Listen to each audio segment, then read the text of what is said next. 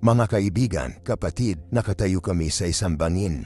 Ang hangin ng pagbabago ay humagulgul, nagdadala ng mga bulong ng isang oras na mahulaan, isang oras na parehong nakakatakot at kahana-hana. Ang pamagat mismo 11 oras. Ang mga malubhang palatandaan ng makahulang nangyayari. Apokalipsis Kapitulo 12, dapat pukawin ang isang bagay na malalim sa loob mo. Ito ay isang tawag sa pagkagising, isang panawagan sa pag-unawa. Hindi lamang natin tinatalakay ang mga kaganapan sa kasaysayan, nahaharap tayo sa isang kasalukuyang katotohanan, isang espiritual na labanan na nagagalit sa paligid namin. Alamin natin ang puso ng Apokalipsis Kapitulo 12 versikulo 12, na ang sining na talutod na nagsasalita ng galit ni Satanas, ang kanyang kalaman na ang kanyang oras ay maikli. Hindi ito ilang malayong banta, ito ay isang gumugumalapoy sa aming pintuan. Ang galit na ito, ang aking mga kaibigan, ay hindi random na kaguluhan, ito ay isang kinakalkula na kampanya, isang desperado, huling pagsisikap ng isang nahulog na anghel upang idrag ang maraming mga kaluluwa hanggat maaari sa kailaliman.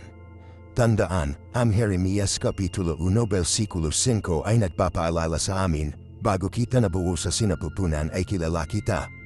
Alam ng Diyos ang ating mga puso, at alam niya mga scheme ng kaaway. Si Satanas, na si Lucifer, isang pagiging napakalaking kapangyarihan at kagandahan, ay pumili ng paghihimagsik. Ang kanyang pagmamataas, ang kanyang walang kabuluhan na pagnanasa para sa kapangyarihan, ay humantong sa kanya upang makipagdigma laban sa makapangyarihan sa lahat, isang digmaan na nagpapatuloy hanggang sa araw na ito. Ang kanyang pagkahulog ay hindi isang biglaang kaganapan, ito ay isang sadyang pagpipilian, isang pagtanggi sa perpektong pag-ibig ng Diyos. At ang pagbili na yun, ang paghihimagsik na yun, ay sinakyan ng sobrang kasamaan na sumasaklaw sa ating mundo. Isipin ang diskarte ni Satanas bilang isang tuso na lobo, isang predator na nasamsam sa mahina ang mahina, may sakit, bata, ang mga madaling linlangin. Hindi siya hayagang umatake, siya ay infiltrates, bulong, seduces. Gumagamit siya ng panlilinlam, gayahin ang tinig ng katotohanan, tulad ng mga huwad na propeta, na lumilitaw bilang mga tupa, ay sa katotohanan ay nakakagulat na mga lobo. Hinahanap bilang ubusin ang kawan upang maalis ang inosente. Hindi ito haka-haka lamang, ito ay isang pattern na pinagtagbi sa buong banal na kasulatan, isang babala na paulit-ulit sa mga edad. Nakakakita kami ng katibayan ng digmaan na ito sa paligid natin, ang mga palatandaan ng mga oras ng pagtatapos ay naging mas malinaw. Ang pagtaas ng panlilinlam, paglaganap ng mga maling turo at maling mga propeta, hindi ito mga coincidences. Ang pagtaas ng mga doktrinang demonyo, ang patuloy na drumbeat ng mga digmaan at halingongaw ng mga digmaan, ang chilling apostasy, ang malawakang paglamig ng pag-ibig sa marami, lahat ng puntong ito sa pagbabalik ni Kristo. At ang likas na mundo mismo ay sumasalamin sa espiritual na kaguluhan na ito, lindol, salot, at hindi likas na mga pangyayari sa kalamitan, lahat ng mga palatandaan na sumasalamin sa kaguluhan sa mga puso ng mga tao. Ang mga ito ay hindi lamang nakahiwalay na mga kaganapan, ang mga ito ay magkakaugnay na mga thread sa isang tapestry ng propetikong katuparan. Ang Biblia, mula sa takip hanggang sa takip, ay isang kwento ng patuloy na salumatan na ito, isang salaysay na nagtatapos sa pamhuli tagumpay ng mabuti sa kasamaan. Kami ay nakatira sa mga huling kabanata, ngunit ang pag-unawa sa kosmikong labanan na ito ay hindi tungkol sa pagsuko sa takot, ito ay tungkol sa pagbibigay ng ating sarili sa sandata ng Diyos, tulad ng mga taga-Efeso Kapitulo 6 na napakalakas na naglalarawan. Hindi tayo mga pasibo na tagamasid, kami ay mga mandirigma sa espiritual na salumatan na ito. Dapat tayong maging mapagbantay, nakikilala, at hindi nagbabago sa ating pananampalataya. Nangangahulugan ito ng aktibong pag-aaral ng salita ng Diyos, hindi lamang sa pagbabasa nito. Nangangahulugan ito ng panalangin, pare-pareho at masidhing panalangin, isang buhay sa ating Ama sa Langit. Nangangahulugan ito ng pakikisama sa iba pang mga mananampalataya, pagbuo ng bawat isa sa pag-ibig at suporta. Kailangan natin ang bawat isa, ang katawan ni Kristo ay hindi sinadya upang maging nahihiwalay na mga individual, ngunit isang nagkakaisang puwersa laban sa kadiliman.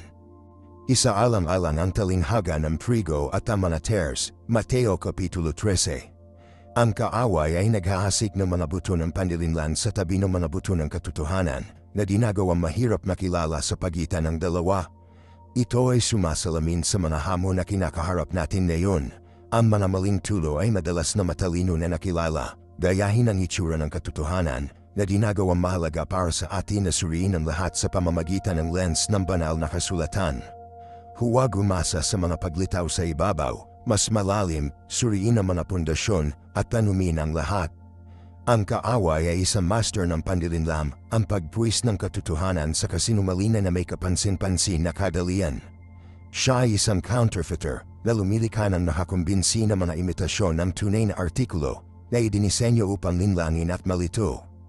Alalahanin, ang labanan ay hindi laban sa laman at dugo. Efeso Kapitulo 6, versikulo 12, ngunit laban sa mga punong guro, laban sa mga kapangyarihan, laban sa mga pinuno ng kadiliman ng panahong ito, laban sa mga espiritual na host ng kasamaan sa mga makalamit na lugar.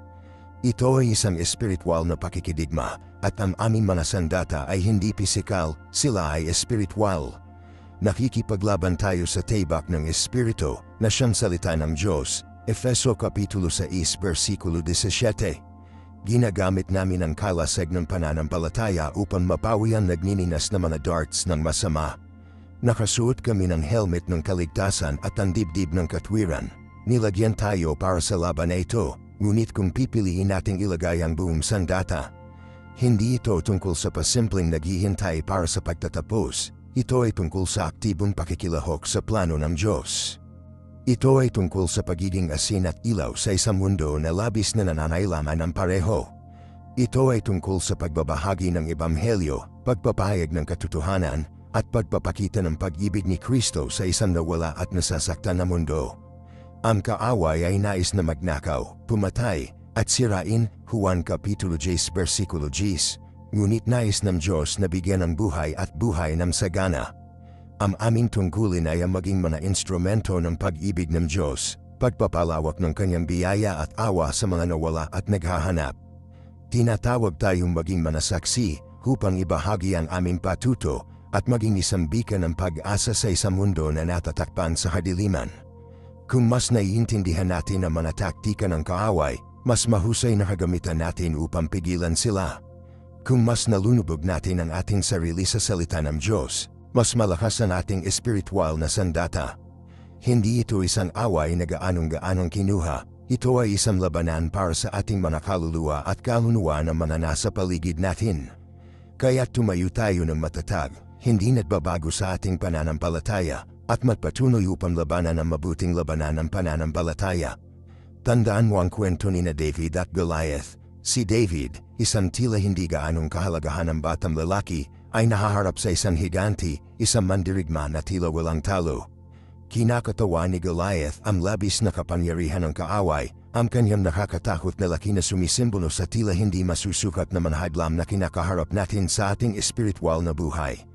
Gayunpaman, si David, na armado lamang ng isang tirador at isang bato, na pinagkakatiwalaan sa kapangyarihan ng Diyos at nanaig. Ang kanyang tagumpay ay hindi dahil sa kanyang pisikal na lakas, ngunit sa kanyang walang tigil na pananampalataya. Naunawaan niya na ang labanan ay hindi siya nag-iisa, ito ay labanan ng Diyos. Siya ay isang instrumento lamang sa kamay ng Diyos. Ito ay isang malakas na aralin para sa amin. Maaari tayong makaramdam ng maliit at hindi daanong mahalaga sa harap ng mga hamon na nakatagpo natin, ngunit dapat nating tandaan na hindi tayo nag-iisa. Ipinaglalaban ng Diyos ang ating mga laban. Binibigyan niya tayo ng espiritual na sandata na kailangan nating pagtagumpayan ang anumang balakid. Maaari nating harapin ang mga higanti sa ating buhay, mga higanti ng pagkagumon, mga higanti ng takot, mga higanti ng pag-aalinlaman, ngunit sa lakas ng Diyos, malalampasan natin sila. Nananailaman ito ng pananampalataya, katapangan, at isang pagbayag na magtiwala sa plano ng Diyos, kahit na imposible ang mga bagay. Isaalang-alang ang iba't ibang mga form na kinukuha ng kaaway. Hindi siya palaging lilito bilang isang umuumal na leon. Minsan binubulong niya ang mga pagdududa at kawalan ng katiyakan sa ating mga taina. Gumagamit siya ng panlilinlam, subtly twisting ang ating mga pananaw at pinangunahan tayo mula sa katotohanan. Sinasamantala niya ang ating mga kahinaan, ating takot. Nagtatrabaho siya sa pamamagitan ng mga tao, sa pamamagitan ng mga pangyayari, sa pamamagitan ng aming sariling kapintasan na paghuhusga. Siya ay isang master ng disguise, madalas na nagtatago sa likod ng mga tila walang sala na mga bagay. Maaari siyang magpakita bilang pagmamataas, na humahantong sa pagmamataas at pag-asa sa sarili. Maaari siyang magpakita bilang inggit, pag-aalaga ng sama ng loob at kapaitan. Maaari siyang magpakita bilang pagnanasa, na humahantong sa mapanirang pag-uugali at sirang relasyon. Ang pagkilala sa mga banayad na pag-atake na ito ay kritikal. Dapat tayong maging mapagbantay, patuloy na sinusuri ang ating mga puso at ating mga aksyon, tinitiyak na nakahanay sila sa kalooban ng Diyos. Ang panalangin ay ang ating lifeline sa espiritual na pakikidigma na ito. Ito ang ating pakikipag-usap sa Diyos, ang ating mapagkukunan ng lakas, ating sandata laban sa pag-atake ng kaaway.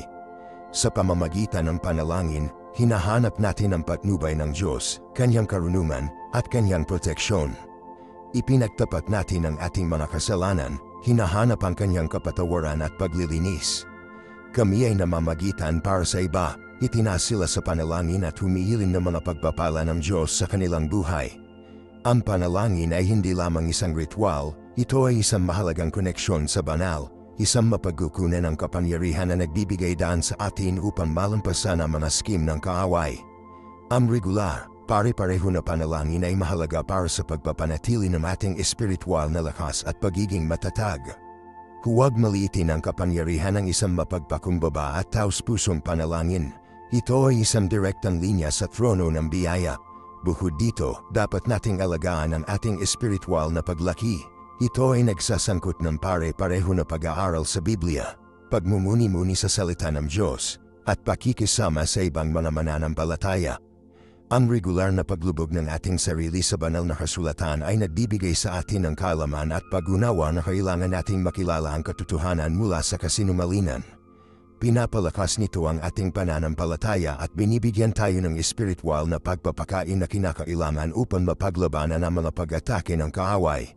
Pinapayagan tayo ng pagmumuni-muni na sumasalamin sa salita ng Diyos, na pinapayagan ang katotohanan na tumago sa ating mga puso at ibahin ang anyo ng ating isipan. Ang pakikisama ay nagbibigay sa amin ng suporta at paghihikayat na kailangan nating magtitiyaga sa ating pananampalataya. Ang nakapaligid sa ating sarili sa mga katulad na pag-iisip na individual ay nagpapalakas sa ating paglutas at tumutulong sa atin na manatiling nakatuon sa ating mga espiritual na hangarin. Nasa pamayanan na nahanap natin ang lakas, pananagutan, at paghihikayat na ipagpatuloy ang laban. Alalahanin ang sandata ng Diyos na inilarawan sa Efeso Kapitulo 6. Hindi lamang ito isang simbolikong representasyon, ito ay isang praktikal na gabay para sa espiritual na pakikidigma. Ang sinturon ng katotohanan ang pundasyon nito, dapat tayong maging saligan sa katotohanan ng salita ng Diyos, na tumanggi na tanggapin ang mga kasinungalingan o pagbaluktot. Namamahulugan ito ng aktibong naghahanap ng kaalaman, pag-unawa sa impormasyon, at mabilis na paghawak sa mga prinsipyo ng Biblia. Huwag mapalitan ang tanyag na opinyon o mga trend ng pag-freedom. Anchor ang iyong sarili sa hindi nababago na katotohanan ng banal na kasulatan. Ang breastplate ng katwiran pinoprotektahan ito ang ating mga puso. Ang pamumuhay ng isang buhay ng katwiran ay hindi tungkol sa pagiging perpekto. Ito ay tungkol sa pagsusumikap na mabuhay alinsunod sa kalooban ng Diyos, humingi ng kapatawaran kapag nahulog tayo, at patuloy na lumingon sa Kanya. Ito ay tungkol sa pag-align ng ating mga aksyon sa ating pananampalataya. Ang sapatos ng Ebanghelyo ng Kapayapaan pinapagana tayo ng mga ito upang maikalat ang mabuting balita at tumayo na matatag sa ating mga paniniwala. Ang pagbabahagi ng Ebanghelyo ay hindi laging madali, ngunit ito ay isang malakas na sandata laban sa gawain ng kaaway. Nagdadala ito ng pag-asa at kaligtasan sa iba, at pinalakas ang ating sariling pananampalataya sa proseso. Ang shield of faith pinoprotektahan tayo nito mula sa nagniningas na darts ng kaaway. Ang pananampalataya ang ating pagtatanggol laban sa pag-aalinlangan, takot, at kawalan ng pag-asa.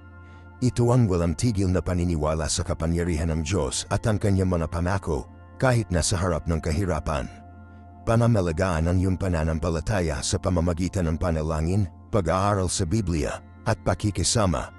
Ang helmet ng kaligtasan pinoprotektahan ito ang ating isipan mula sa pag-atake ng kaaway sa ating mga saloobin at paniniwala.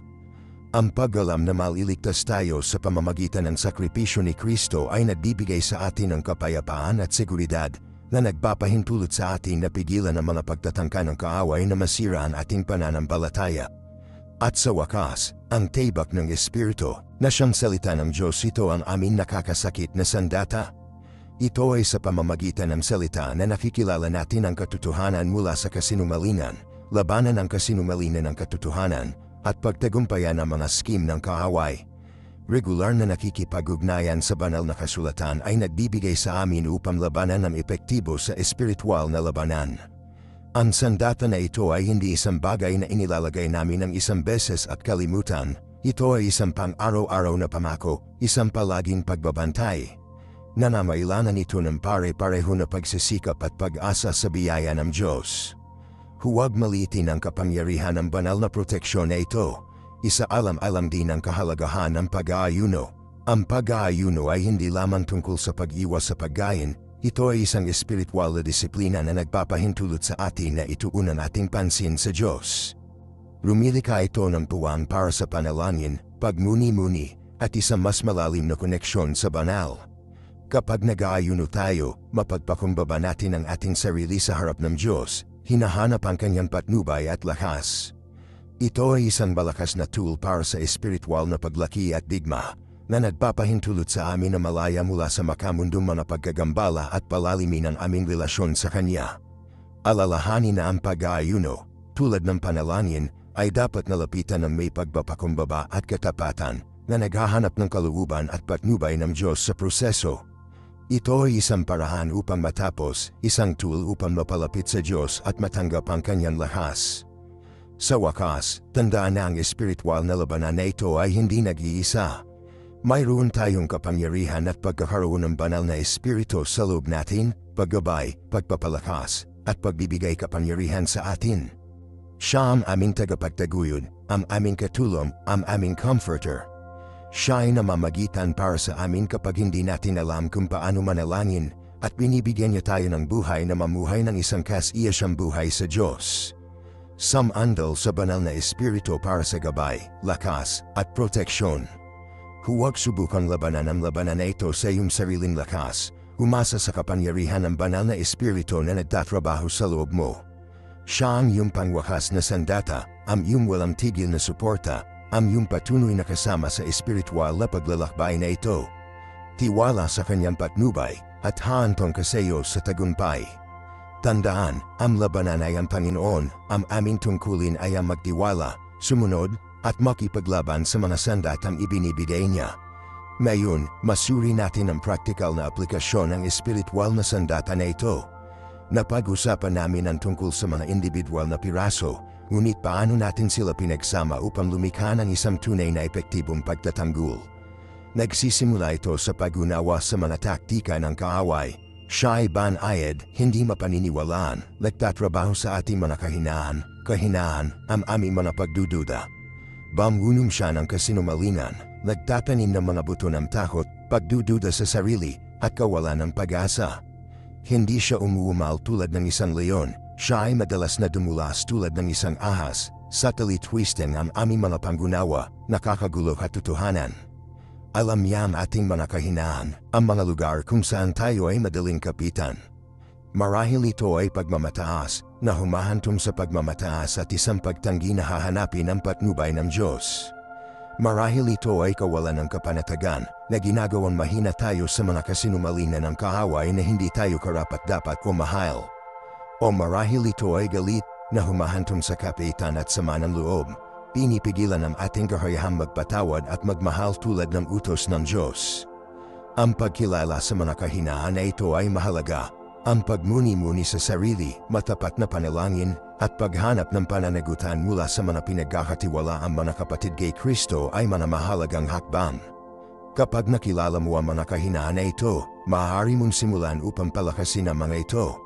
Halimbawa, kung ang pagmamataas ay isang kahinaan, aktibong magsagawa ng pagpapakumbaba. hangad na maglingkod sa iba, inilalagay ang kanilang mga pananailangan bago ang iyong sarili. Kung ang kawalan ng kapanatagan sa iyo, isawsawan iyong sarili sa banal na kasulatan, pagninilay-nilay sa pag-ibig at pangako ng Diyos para sa iyo. Alalahanin ang hindi mabilang na mga oras na ipinakita niya ang kanyang katapatan, kanyang biyaya, ang kanyang walang tigil na pag-ibig. Kung ang galit ay isang issue, aktibong nagsasagawa ng kapatawaran, kapwa sa iba at sa iyong sarili. Alalahanin na ang paghawak sa galit ay nasasaktan ka lamang, na pinapayagan ang kaaway na mag-fester sa loob ng iyong puso.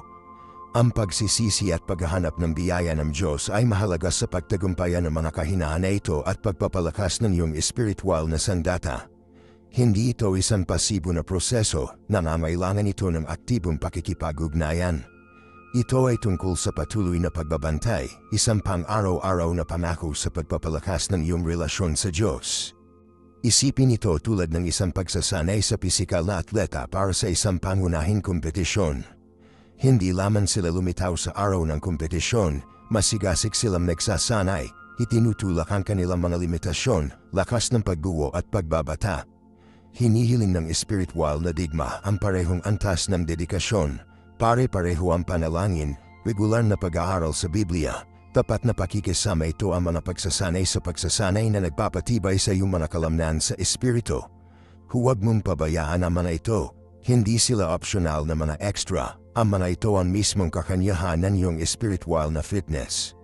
Kung mas nakikipag-ugnayan ka sa mga kasanayang ito, mas malakas ang iyong pananampalataya, mas nababanat ka sa mga pag-atake ng kaaway. Tandaan, ito ay isang marathon, hindi isang sprint. Ito ay isang panghabang buhay na pangako sa paglaki sa iyong pananampalataya at pagpapalalim ng iyong relasyon sa Diyos. Isaalang-alang din ang kapangyarihan ng pamayanan. Ang palidid ng iyong sarili sa mga kapwa mananampalataya, isang malakas na sistema ng suporta, ay mahalaga sa espiritual na labanan na ito. Maaari silang mag-alok ng paghihikayat, pananagutan, at pagdarasal kapag nakakaramdam ka ng mahina o nasira ng loob. Ibahagi ang iyong mga pakikibaka, ang iyong mga tagumpay, ang iyong mga pagdududa. Maaari silang mag-alok ng karunungan, gabay, at suporta na tumutulong sa iyo na manatiling malakas sa iyong pananampalataya. Alalahanin ang kapangyarihan ng panalangin ng korporasyon, ang pagkakaisa ng mga mananampalataya na nakakataas sa bawat isa sa panalangin. Ang kolektibong lakas na ito, ang ibinahaging pananampalataya na ito, ay lumilika ng isang hindi malulutas na kuta laban sa pag-atake ng kaaway. Huwag maliitin ang kapangyarihan ng pamayanan sa espiritual na labanan na ito. Ito ay isang mahalagang sangkap ng iyong espiritual na sandata na nagbibigay ng lakas, pag-iikayat, at suporta kapag kailangan mo ito. Maghanap ng isang tahanan ng simbahan, kumonekta sa mga kapwa mananampalataya, at bumuo ng malakas na relasyon batay sa pananampalataya, pag-ibig, at suporta sa isa't isa. Ito ay isang mahalagang elemento sa iyong espiritual na pakikidigma na nagbibigay ng lakas at suporta na kailangan mong tumayo laban sa pag-atake ng kaaway. Tandaan ang talinhaga ng matalino at hanggal na mga tagabuo. Ang matalinong tagabuo ay nagtayo ng kanyang bahay sa bato na nag-i-weather ng bagyo. Ang hanggal na tagabuo na itinayo sa buhangin at ang kanyang bahay ay napatay. Ang iyong espiritual na buhay ay tulad ng bahay na yun. Ang pundasyon ay ang iyong kaugnayan sa Diyos. Ang mas malakas na pundasyong yun, mas nababanat ka sa mga bagyo sa buhay, sa mga pag-atake ng kaaway.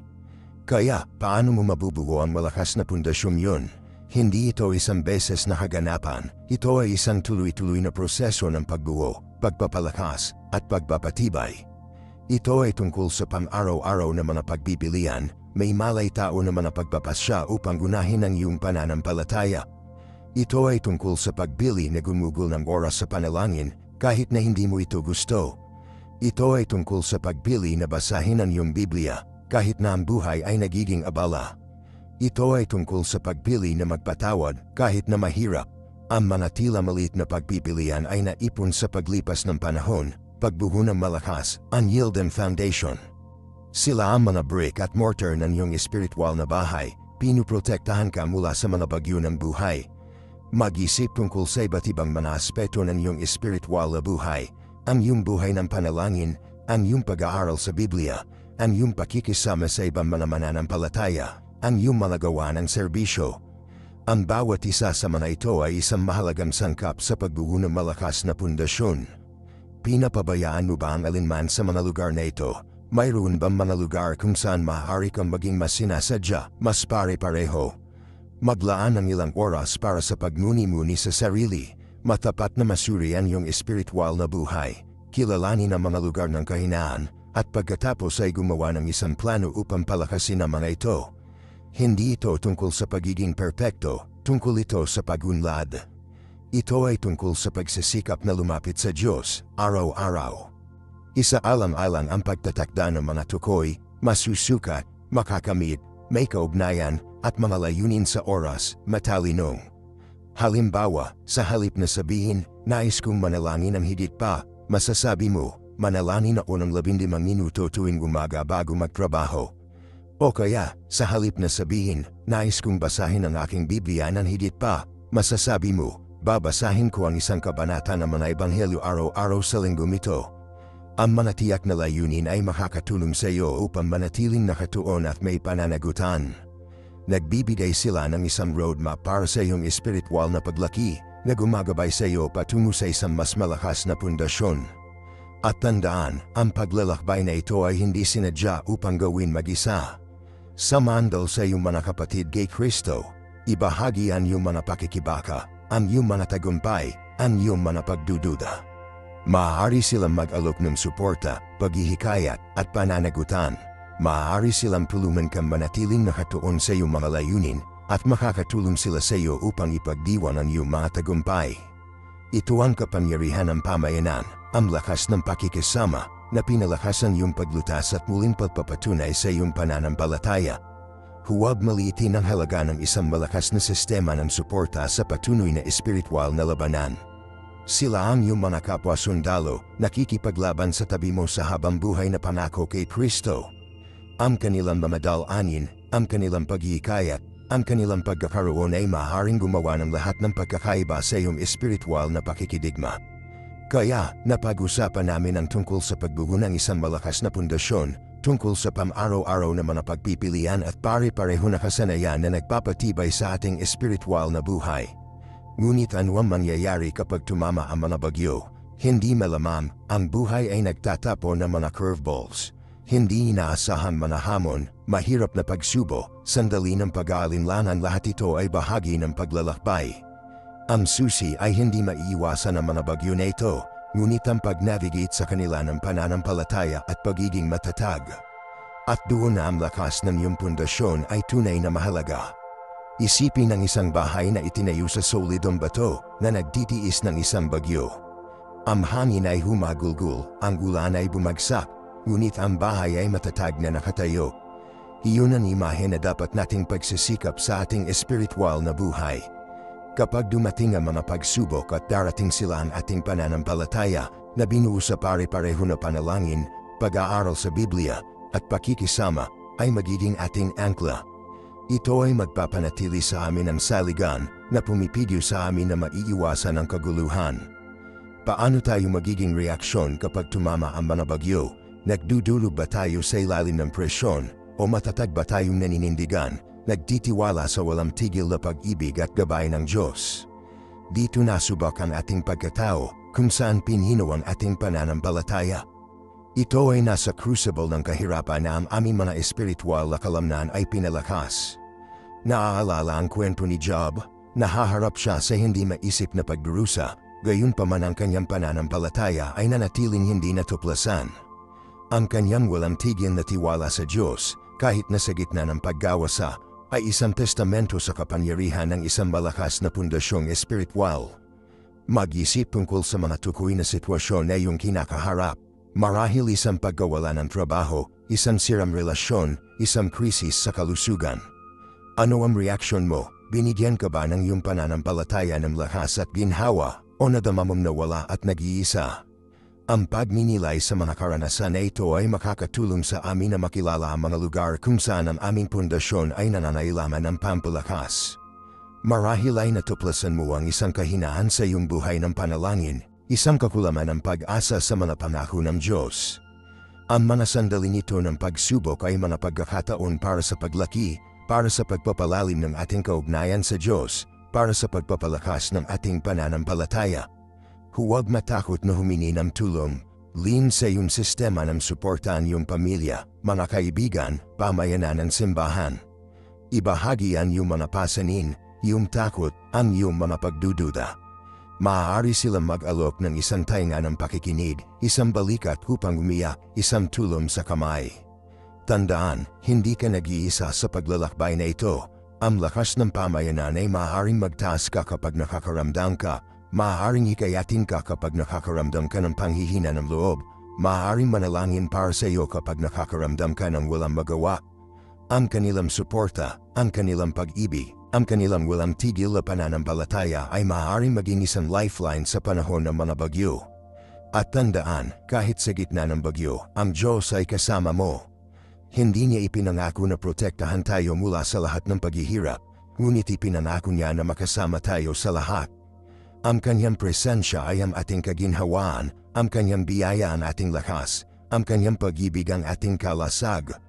Hawakan ang mga pangakong ito, kumapit sa kanila sa pinakamadilim na oras, at tiwala na makikita kanya. Ang mga bagyo ay maaaring magalit, ngunit ang iyong pundasyon na binuo sa pananampalataya at pinalakas ng pare-pareho ang mga espiritual na kasanayan ay magtitiis. Ito ay panahon ng bagyo at lalabas ka ng mas malakas, mas nababanat, at mas malapit sa Diyos kaysa dati. Ito ay hindi lamang tungkol sa nakaligtas sa bagyo, ito ay tungkol sa pagunlad, paglaki, at pagiging mas malalim na nakaugat sa iyong pananampalataya. Kaya, paano natin itatayo ang malakas na pundasyon ito, ang walang tigil na pananampalataya na ito ay makatiis sa mga mabangis na bagyo? Hindi ito isang beses na kaganapan, ito ay isang tuloy-tuloy na proseso, isang panghabang buhay na paglalakbay ng paglaki at pagpapalalim ng ating relasyon sa Diyos. Nangangailangan ito ng pare-pareho na pagsisikap, dedikasyon, at isang pagbayad na matuto at lumago. Ang isang mahalagang aspeto ay pare-pareho ang panalangin. Hindi lamang ito tungkol sa paghingi ng mga bagay sa Diyos, ito ay tungkol sa pakikipag-usap sa Kanya, pagbabahagi ng aming mga kagalakan at kalungkutan, ang aming pag-asa at takot.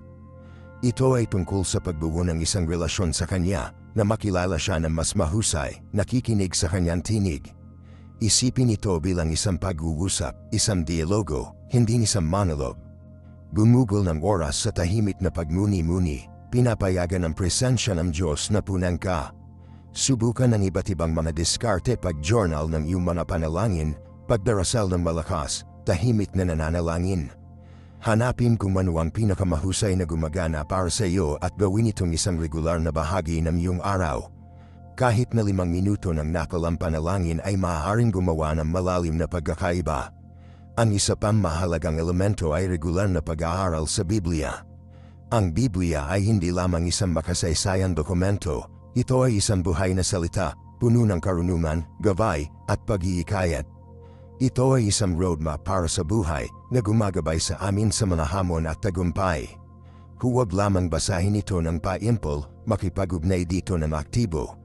Pagninilay sa mga banal na kasulatan, sumasalamin sa kanilang kahulugan, ilapat ang mga ito sa iyong buhay. Sumali sa isang pangkat ng pag-aaral sa Biblia upang magbahagi ng mga pananaw at matuto mula sa iba.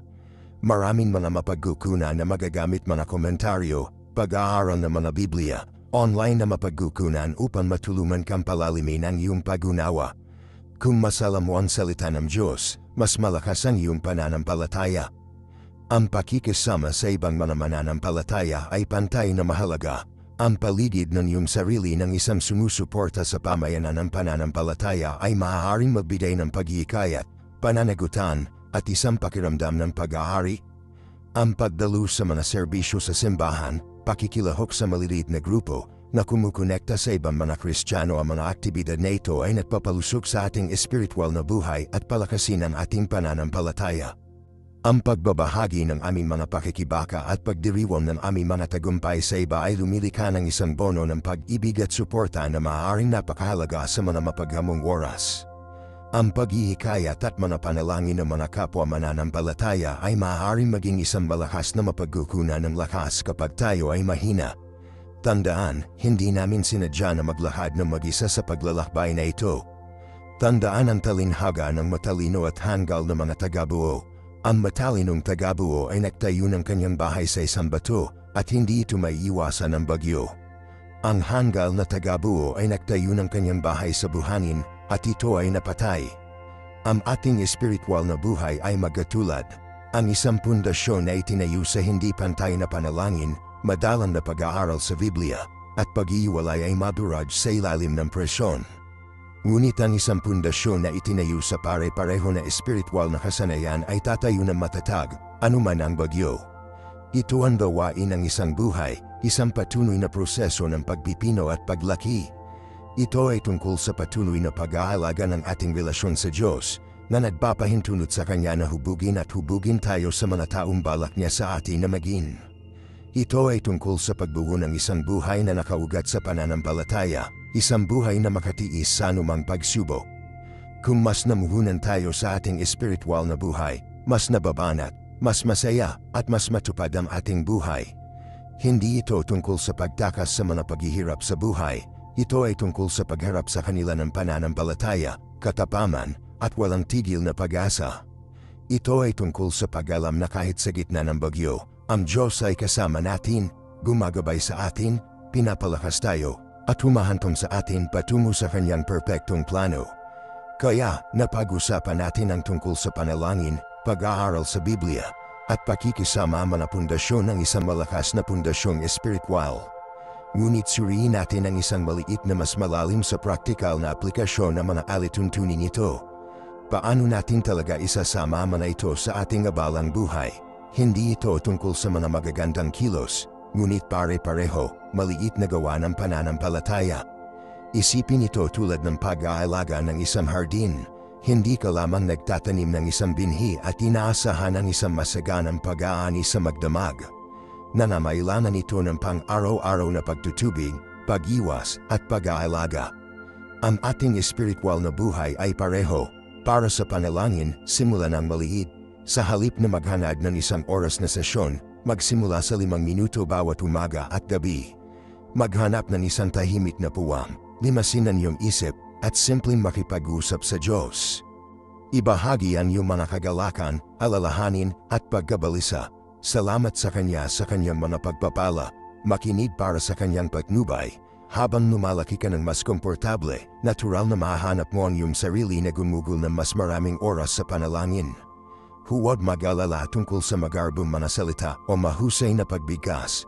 Pinahahalagahan ng Diyos ang katapatan higit sa lahat. Isaalam-alang ang pagpapanatili ng isang journal ng panalangin upang maitalaan iyong mga kahiringan at mga sagot ng Diyos. Maaari itong maging isang malakas na tool para sa pagmuni-muni sa katapatan ng Diyos at pagpapalalim ng iyong relasyon sa Kanya. Tungkol sa pag-aaral sa Biblia, maghanap ng isang pamamaraan na gumagana para sa iyo. Mas gusto ng ilang mga tao ang pagbabasa ng isang kabanata sa isang araw. Mas gusto ng iba na nakatuon sa isang tukoy na libro o tema. Maraming mga Biblia sa pag-aaral na may mga komentaryo at cross-references na maaaring pagyamanin ang iyong pag-unawa. Isaalang-alang ang paggamit ng isang Biblia sa pag-aaral sa tabi ng isang konkordansya upang maghanap ng mga salita at parirala na hindi mo naiintindihan. Huwag matakot na magtanong. Kung nahihirapan ka sa isang partikular na daanan, humingi ng gabay mula sa isang pastor, mentor, o pinagkakatiwalaang kaibigan. Tandaan, ang layunin ay hindi lamang basahin ang mga salita. Ito ay upang maunawaan ang kanilang kahulugan at ilapat ang mga ito sa iyong buhay. Isaalang-alang ang pag-highlight ng mga pangunahing taludtod at pagsulat ng iyong mga pagmumuni-muni sa mga margin. At sa wakas, pakikisama, aktibong maghanap ng mga pagkakataon upang kumonekta sa iba pang mga mananampalataya. Regular na dumalo ang mga serbisyo sa simbahan, lumahok sa maliliit na grupo, at sumali sa isang pag-aaral sa Biblia. Ito ay hindi lamang mga pagtitipon sa lipunan. Ang mga ito ay mahalagang pagkakataon para sa espiritual na paglaki at paghihikayat. Ang pagtatayo ng mga ugnayan sa mga kapwa Kristiyano ay nagbibigay ng isang sistema ng suporta sa panahon ng mapaghamong mga oras at isang mapagkukunan ng inspirasyon sa panahon ng mga sandali ng pag-aalinlangan. Huwag matakot na ibahagi ang iyong mga pakikibaka at kahinaan. Malalaman mo na ang iba ay nahaharap sa mga katulad na hamon. Ang ibinahaging mga karanasan at suporta sa isa't isa ay lumikha ng isang malakas na bono na nagpapalakas ng pananampalataya at nagtataguyod ng isang pakiramdam ng pag-aari. Maghanap ng mga pagkakataong maglingkod sa iba sa loob ng iyong pamayanan ng simbahan. Ang paglilingkod sa iba ay isang malakas na paraan upang mapalalim ang iyong pananampalataya at kumonekta sa pag-ibig ng Diyos. Tandaan, ang simbahan ay hindi lamang isang gusali, ito ay isang pamayanan ng mga mananampalataya na nagtutulungan upang maglingkod sa Diyos at sa isa't isa. Ang aktibong pakikilahok sa pamayanan na ito ay mahalaga para sa espiritual na paglaki at kagalingan. Ito ay tungkol sa pag-ambag ng iyong natatanging mga regalo at talento, pagyamanin ang buhay ng iba, at nakakaranas ng kagalakan ng paglilingkod sa tabi ng mga kapwa mananampalataya. Ang gantimpalang pagbibigay at pagtanggap na ito ay nagpapalakas sa mga bono ng pamayanan at pinanamalagaan ang ating espiritual na buhay. Ngayon, pag-usapan natin ang tungkol sa pagtagumpayan ng mga hadlang. Ang iyong espiritual na paglalakbay ay hindi palaging makinis na paglalayag. Makakatagpo ka ng mga hamon, sandali ng pag-aalinlaman, at mga panahon ng espiritual na pagkatuyo. Ito ay perpektong normal. Huwag mawala ng pag-asa kapag naramdaman mong malayo sa Diyos. Ito ay bahagi ng proseso. Tandaan ang talinghaga ng the sower at the seed. Ang ilang mga buto ay nahuhulog sa mabato na lupa, ang ilan sa magulas na lupa. Katulad nito, ang aming mga paglalakbay sa pananampalataya ay hindi laging madali.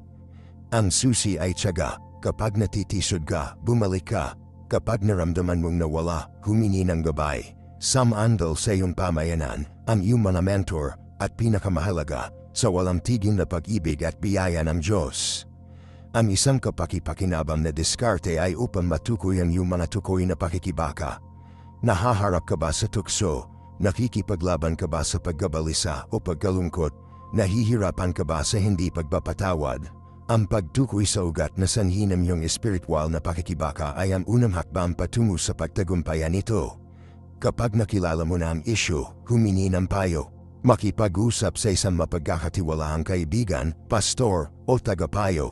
Huwag matakot na maging mahina at matapat tungkol sa iyong mga pakikibaka. Maaari silang mag-alok sa iyo ng suporta, pag-iikayat, at praktikal na payo. Tandaan, hindi inaasahan ng Diyos ang pagiging perpekto. Nauunawaan niya ang ating mga kahinaan at kahinaan sa tao. Hindi siya naghahanap ng mga walang kamali-mali na mga alagad, naghahanap siya ng mga tapat. Nais niyang makita ang iyong puso, ang iyong pagbayag na lumago, at ang iyong panako sa pagsunod sa Kanya, kahit na mahirap. Yakapin ang mga pagkadilim, alamin mula sa iyong mga pagkakamali, at patuloy na sumulong. Ipagdiwang ang iyong mga tagumpay, kahit gaano kaliit, at hanapin ang lakas ng Diyos sa iyong mga kahinaan. Magagamit kanya sa mga mapagkukunan na kailangan mo upang malampasan ang anumang balakid. Huwag maliitin ang kapangyarihan ng panalangin, pag-aaral sa Biblia, at pakikisama sa mga mapaghamong oras na ito. Ang mga ito ang iyong lifeline, ang iyong mapagkukunan ng lakas at pag-renew. Alalahanin na ang biyaya ng Diyos ay sapat para sa bawat hamon na kinakaharap mo. Ang kanyang pag-ibig ay pare-pareho at hindi nagbabago, kahit na sa tingin mo na wala o nag-iisa. Magtiwala sa kanyang plano kahit na hindi mo ito naiintindihan. Ang kanyang tiyempo ay perpekto at ang kanyang pag-ibig ay walang kondisyon. Kaya, anong tiyak na espiritual na hamon ang kasalukuyang kinakaharap mo at paano mo ito tinapakan? Ipaalam sa akin sa mga komento sa ibaba at huwag kalimutan na mag-subscribe, pindutin ang notification bell upang hindi ka makaligtaan sa aming susunod na video kung saan makikita namin ang lakas ng kapatawaran. Hanggang sa pagkatapos, pagpalain kayo ng Diyos. Ito si Marco, nag-sign off.